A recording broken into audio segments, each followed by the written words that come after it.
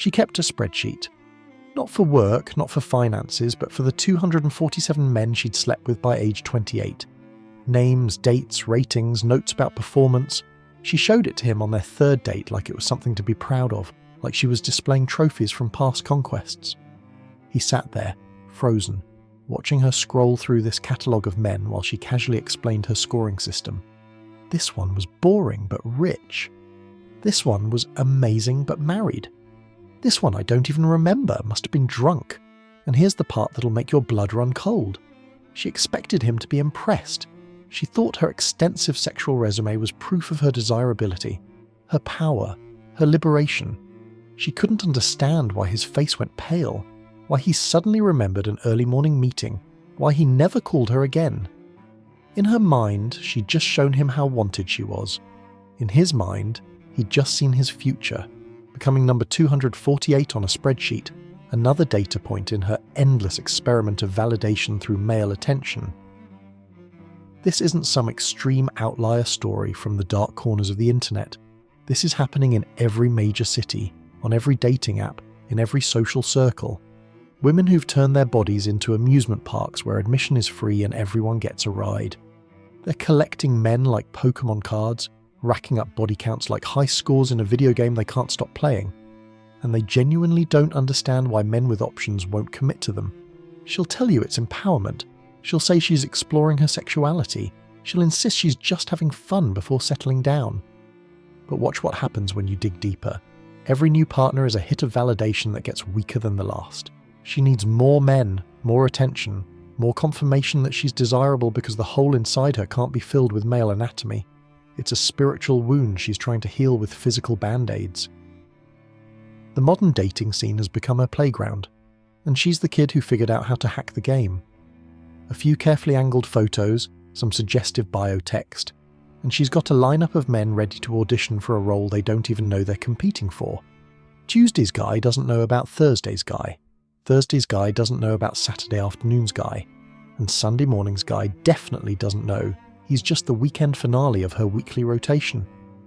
But here's what she doesn't realise. What her girlfriends cheering her on don't tell her. What society is too polite to mention. Every man she adds to that list is a future conversation she'll have to navigate with someone who actually matters. Every casual encounter is a piece of her ability to pair bond that gets chipped away. Every meaningless orgasm is programming her nervous system to separate sex from emotional connection until she literally can't feel anything anymore. You can see it in her eyes, that thousand-cock stare that no amount of makeup can hide. She's been touched by so many hands that human contact has lost its meaning. She's heard so many empty promises that words have become background noise. She's faked so many connections that she can't recognize a real one when it shows up. She's not liberated, she's numb. She's not empowered, she's empty. She's not winning. She's destroying her own capacity for the very thing she claims to want, genuine love. The tragedy isn't just her story, it's the wake of destruction she leaves behind.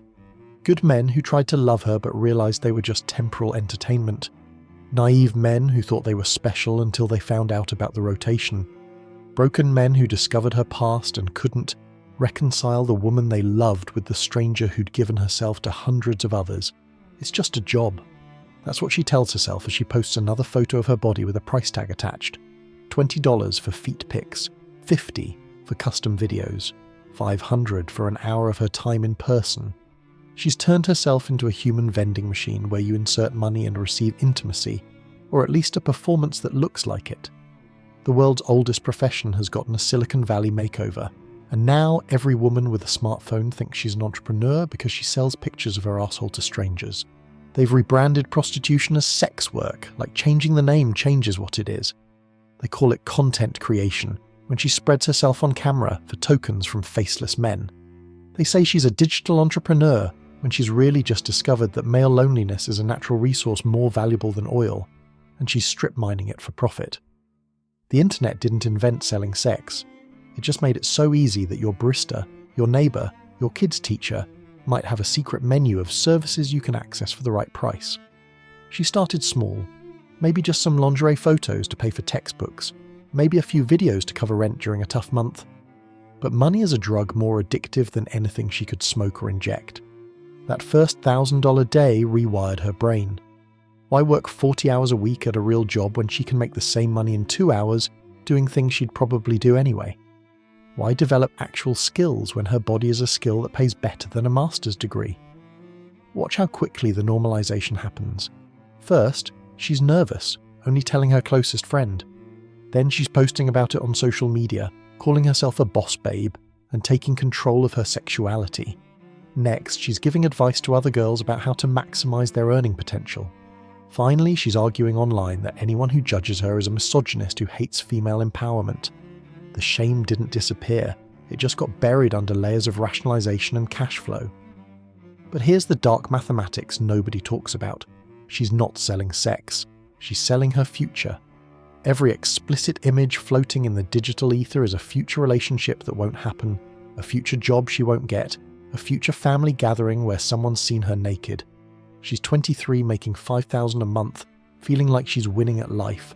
She'll be 33 trying to explain to a man she actually loves why there are videos of her with 3 strangers on the internet that will exist forever. The money blinds her to what she's actually doing, training men to see all women as products for purchase.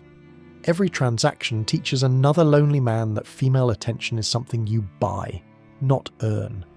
That intimacy is a service, not a connection. That women's bodies are commodities with market values. She thinks she's empowering herself, but she's actually confirming every toxic belief about women being objects for male consumption. And the saddest part, the money isn't even that good for most of them. For every girl making 6 figures, there are thousands making less than minimum wage, competing in a race to the bottom where the most degrading content wins. They're destroying their dignity for grocery money, traumatizing themselves for car payments, dissociating from their bodies for rent that could be earned at any regular job without the permanent consequences. She'll defend it with feminist rhetoric about choice and agency, but watch what happens when the camera turns off.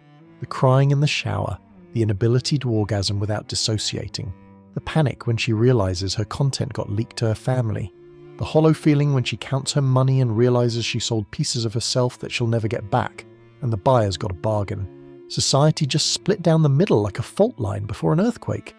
On one side, you've got armies of women screaming, "Yes, Queen!" at every OnlyFans announcement, celebrating body counts like Olympic medals, calling promiscuity healing your inner child. On the other side, you've got men watching civilization burn in real time, posting statistics about pair bonding, sharing stories of walking away from women with triple-digit histories, warning that we're witnessing the end of functional relationships. The empowerment crowd has the megaphone. They're on every platform in every university, infiltrating every corporation with their gospel of consequence-free sexuality. Sex work is real work, they chant while ignoring the suicide rates. Her past doesn't matter, they insist while divorce rates skyrocket. Stop shaming women, they demand, while shame might be the only thing that prevents total social collapse. They've turned female sexuality into a religion where any criticism is heresy and any standard is oppression. But underground, in the places where men still speak freely, a different conversation is happening. They're sharing stories of finding out their girlfriend's body count and feeling physically sick. They're warning each other about the damaged women flooding the dating market. They're choosing loneliness over settling for someone who's been community property. They're not angry anymore, they're disgusted. And disgust, unlike anger, doesn't negotiate. You can see the divide at any family gathering. The progressive aunt defending her daughter's sex-positive lifestyle, while the traditional uncle quietly tells his sons to find wives from conservative families. The mother who publicly supports female empowerment, while privately begging her daughter to stop posting half-naked photos. The father who stays silent because saying what he really thinks would destroy his family, so he watches his bloodline head toward extinction with a smile frozen on his face. Men are responding to this cultural shift in ways nobody predicted. They're not fighting it, they're leaving. The passport bros heading to Southeast Asia and Eastern Europe, the men going celibate rather than playing a rigged game, the high-value men who've created private networks to share information about which women to avoid.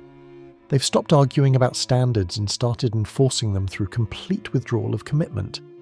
Meanwhile, women are doubling down, mistaking male silence for acceptance. They think men evolved past caring about sexual history. They believe the propaganda that their past doesn't define them. They're convinced that somewhere out there is a high-value man who'll wife them up despite their spreadsheet of previous partners. They're about to hit the wall at full speed with no airbag, and society keeps telling them to press harder on the accelerator. The civilizational collapse isn't some distant future event. It's happening in your neighborhood right now. Birth rates cratering because men won't commit to women they don't respect. Children growing up in broken homes because their parents never learned to pair bond. Young men checking out of society because they've seen what modern women offer and decided it's not worth the price. Young women medicating their emptiness with antidepressants and wine, wondering why they feel nothing despite having everything feminism promised them. Watch what happens when these two worldviews collide in real time. She posts about her hot girl summer. He quietly removes her from his potential wife list. She brags about her freedom. He invests in his purpose instead of dating. She demands acceptance of her choices. He exercises his choice to walk away. She calls him insecure. He calls her damaged. Neither side is backing down, and the gap between them grows wider every day. The culture war isn't coming. It's here, being fought in every swipe, every date, every relationship that fails, because two people are operating from completely different realities. One side thinks the sexual revolution freed them. The other side knows it destroyed the very foundation of human connection. And in the rubble of what used to be functional society, everyone's scrambling to protect themselves from the fallout. 100,000 years of evolution programmed men with one primal fear: raising another man's child. Now we live in a world where she can't even remember all their names, let alone guarantee whose DNA might be swimming in her womb. Paternity tests are banned in France. Asking for one in America makes you controlling and insecure. She had a wild phase that mysteriously ended right when she met you, and now you're supposed to ignore that the kid has features that don't match your family tree. Men aren't stupid. They're doing the math. She averaged 3 new partners a month throughout her 20s. She doesn't do hookups anymore, but still has 5 dating apps on her phone. She swears you're different, you're special, you're the one she wants to settle down with. But every man with functioning pattern recognition knows what this means. You're the safe bet she's settling for after the exciting men had their turn. You get the mortgage and responsibility. They got her youth and enthusiasm. Marriage rates haven't just declined, they've fallen off a cliff. And it's not because men fear commitment. It's because committing to modern women is like buying a used car that's been in 17 accidents, had 6 previous owners, and comes with a warranty that expires the moment she gets bored. Why would any rational man sign a contract that gives someone who's proven they can't honour commitments half his assets and ongoing payments for life? The women who spent their 20s finding themselves on a carousel of men suddenly want to settle down at 32. But settling down isn't what they want. Settling is. They're not choosing you because you're their first choice. You're the participation trophy they're accepting because the champions wouldn't commit. They had their fun with the bartenders, the DJs, the drug dealers, the married men who made them feel alive. Now they want you to pay for a party you weren't invited to. Watch who women actually choose when they have unlimited options. It's not the stable engineer with a savings account. It's the tattooed musician who lives in his van. It's not the dependable project manager who texts back. It's the mysterious entrepreneur who disappears for weeks. It's not the loyal man who'd make a great father. It's the exciting man who'll make a terrible decision. They're selecting for genes that would have gotten everyone killed 10,000 years ago, then wondering why society is collapsing. The sexual marketplace has become a winner-take-all economy. 20% of men are having 80% of the sex. The top guys have harems they don't even want, while average men have been completely priced out of the market. Women would rather share an alpha than own a beta, rather be a side piece to excellence than the main course to mediocrity. They're making rational short-term decisions that lead to catastrophic long-term outcomes. But the deepest damage isn't even to relationships, it's to civilization itself. Every institution, every value system, every cultural norm is being reformulated through a feminine lens. Masculine virtues like stoicism, discipline, and rationality are now toxic. Everything must be soft, inclusive, non-threatening. We're governing nations based on feelings instead of facts. We're making policy based on compassion instead of consequences. We're replacing merit with empathy, achievement with acceptance, excellence with equality. Universities have become daycare centres for adults where nobody can fail and everybody gets a trophy. Corporations prioritise emotional safety over productivity. The military is more concerned with pronouns than preparedness. Every space that was once masculine has been infiltrated and neutralized. Even sports, the last bastion of male competition, now has to apologize for keeping score. The feminization isn't just changing culture, it's weakening it.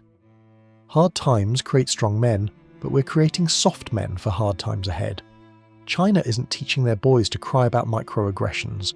Russia isn't worried about toxic masculinity. While we're having struggle sessions about feelings, our competitors are building armies of men who still understand that nature doesn't care about your emotions. This is what sexual liberation actually liberated: chaos. It freed women from consequences while imprisoning men in responsibility. It destroyed the family unit that built civilization. It inverted every natural hierarchy and called it progress. And now, we're living in the ruins, pretending everything is fine while the foundation crumbles beneath our feet. The numbers don't lie, even when everyone else does. Marriage rates just hit the lowest point in recorded history. Birth rates in every developed nation have crashed below replacement level. South Korea's fertility rate is 0.72. They're literally going extinct in real time. And while economists scramble for explanations about housing costs and student debt, the truth is staring everyone in the face. Women won't submit to husbands, and men won't commit to wives who've submitted to everyone else. She's 34, freezing her eggs, posting inspirational quotes about how the right man will wait for the right woman. But the right men aren't waiting. They're gone. They married younger women who didn't spend a decade treating their bodies like amusement parks. They went overseas where feminism hasn't infected the water supply. They chose solitude over settling for someone's exhausted leftovers. The men who are left at her age are either damaged, taken, or have standards she can't meet anymore. Watch the panic set in around 35. Suddenly her Instagram shifts from party pics to baby photos from friends. Her dating profile changes from here for a good time to ready for something real. She starts talking about her biological clock like it's a bomb about to explode, because it is. But fertility isn't the only thing that expired. Her ability to properly bond with a man died somewhere between partner 30 and 40, and no amount of therapy can resurrect it. The birth rate collapse isn't a mystery, it's math. By the time she's ready for children, she's 35. If she's lucky, she'll squeeze out one kid at 37 after 2 years of IVF that cost more than a house down payment. Maybe another at 40 if her body cooperates. That's 2 children from a woman who needed 4 just to keep civilization running. But she spent her fertile years on birth control, building a career that a man would have happily provided for, collecting degrees that sit framed on the wall of her empty apartment. Men are doing the calculation too. Why have children with someone who might leave and take them away? The divorce rate for women with more than 10 partners is over 80%. She's asking you to bet half your assets, 18 years of child support, and your relationship with your kids on someone who's statistically guaranteed to fail. You'd get better odds at a casino, and at least the casino's honest about robbing you. The replacement rate is 2.1 children per woman. We're at 1.6 and falling fast. Every feminist success story is another genetic dead end. Every strong, independent woman is a bloodline terminated. Every delayed marriage is fewer children who'll never exist. We're watching voluntary extinction in real time, and the women causing it are too busy celebrating their freedom to notice they're the last generation of their family tree. But it's even worse than just numbers. The few children being born are increasingly from broken homes, single mothers, or fathers who never wanted them. They're raised by screens because mum's too tired from work to parent. They're growing up without male role models because dad was either never there or got pushed out by family court. They're being socialized by teachers who hate traditional values and peers who think gender is a spectrum. We're not just having fewer children, we're breaking the ones we do have. The government's solution: import millions of people from cultures that still have children, replace the population that won't reproduce. But those immigrants didn't get the memo about female empowerment. They're having 4, 5, 6 kids while native birth rates crater. In 2 generations, the culture that embraced sexual liberation will be democratically outvoted by cultures that didn't. Feminism is literally selecting itself out of existence. Women think they're winning because they're free from the burden of motherhood. But nature doesn't care about your career or your independence. Evolution doesn't negotiate with your life choices. Biology doesn't respect your pronouns. Every childless woman is a million years of successful reproduction ending because she thought her Instagram follower count mattered more than continuing her genetic line. The men have already adjusted. They're not panicking about legacy anymore. They've accepted that this civilization is over, that the future belongs to cultures that still value families over feelings. They're watching the collapse like a movie they're not starring in anymore. While women freeze their eggs and wonder where all the good men went, those men are playing video games, pursuing hobbies, and waiting for the inevitable reset that happens when a society forgets how to reproduce itself. So, here we are, standing in the ruins of what used to be functional civilization, and everyone's pretending there's a way to fix this. Let me tell you the 3 paths forward and why each one leads to the same destination: total societal collapse, just at different speeds. Path 1. Enjoy the decline.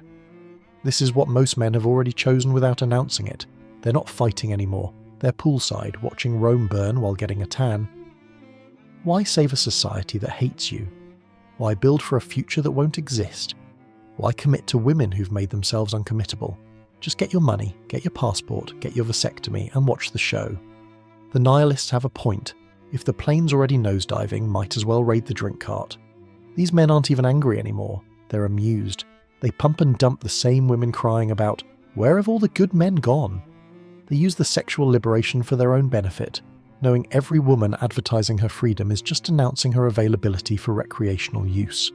They've turned female empowerment into male entertainment. She thinks she's winning because she's getting attention. He knows he's winning because he's getting sex without commitment, responsibility, or consequences. But enjoying the decline isn't a solution. It's surrender. It's admitting the patient is terminal and starting the morphine drip. It's every man for himself while the ship sinks. And maybe that's the most honest response, because at least these men aren't pretending things will get better. They're just trying to extract whatever value remains before the lights go out permanently. Path 2. Enforce restrictions. This is the path nobody wants to say out loud, but everyone knows would work instantly. Every successful civilization in history controlled female sexuality. They knew what we're rediscovering, that unrestricted female choice leads to chaos. But how do you put that genie back in the bottle? You can't vote away women's rights when women are the majority of voters. You can't implement Taliban rules when you've spent 20 years bombing the Taliban for those same rules. The restrictions advocates point to places like Hungary and Poland, trying to incentivize traditional families through policy. But you're fighting biology with paperwork.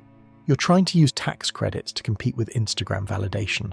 You're asking modern women to voluntarily give up their power, their options, their carousel of male attention. That's like asking a cocaine addict to voluntarily switch to chamomile tea. Even if you could implement restrictions, who enforces them? The same government that created this mess? The same police who arrest men for mean tweets while ignoring actual crime? The same courts that give children to unstable mothers over stable fathers? You'd need a complete civilizational reset, and the only thing that causes that is war, collapse, or natural disaster. The cure might be worse than the disease. Path 3. Education and persuasion. This is the fantasy of conservatives and the cope of tradcons. They genuinely believe that if we just explain to women why restraint is good, they'll suddenly stop riding the carousel. They think TikTok videos about pair bonding will compete with the dopamine hit of 100 Tinder matches. They imagine that women will choose long-term satisfaction over short-term validation, despite all evidence suggesting they're incapable of this calculation until it's too late. The education path assumes women don't know what they're doing. They know. They've seen their divorced mothers, their single aunts, their childless bosses. They know where this leads, and they're choosing it anyway because the immediate rewards are too powerful. You can't educate someone out of an addiction while they're still getting high. You can't convince someone drowning in validation that attention is poison. Here's the black pill nobody wants to swallow. All 3 paths lead to the same place. Whether we enjoy the decline, enforce restrictions, or attempt education, we're just choosing the speed of collapse, not preventing it. The sexual revolution was a Pandora's box that can't be closed. Women have tasted freedom and power. They're not giving it back. Men have seen female nature unfiltered. They're not forgetting what they learned. The real solution isn't any of these paths. It's what comes after the collapse. When the economy crashes and Instagram validation doesn't pay rent. When society breaks down and women need protection more than liberation. When survival becomes more important than self-expression. When hard times create hard men who don't care about your feelings or your rights or your empowerment. Nature always wins. reality always reasserts itself. Civilization always resets to factory settings. The only question is whether you'll be prepared for what comes next, or whether you'll be standing in the rubble still arguing about pronouns while stronger cultures inherit the earth.